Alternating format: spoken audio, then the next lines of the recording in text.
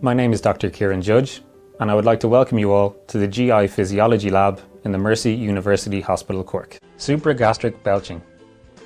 Supragastric belching results from air being sucked in from the mouth and into the esophagus, i.e. it arises from superior to the stomach.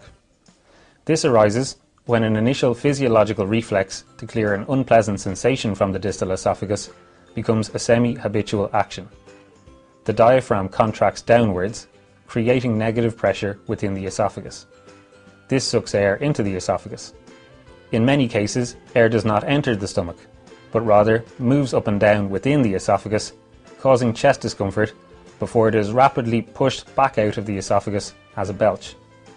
This can happen many times a day and can have major impact on the lives of patients. In some cases, the air in the esophagus can also mimic food or fluid, causing the lower esophageal sphincter to relax, allowing gastric contents and acid to reflux into the lower esophagus, causing irritation and in some cases, inflammation. Research has consistently shown that the best form of treatment for this condition is the diaphragmatic breathing exercise.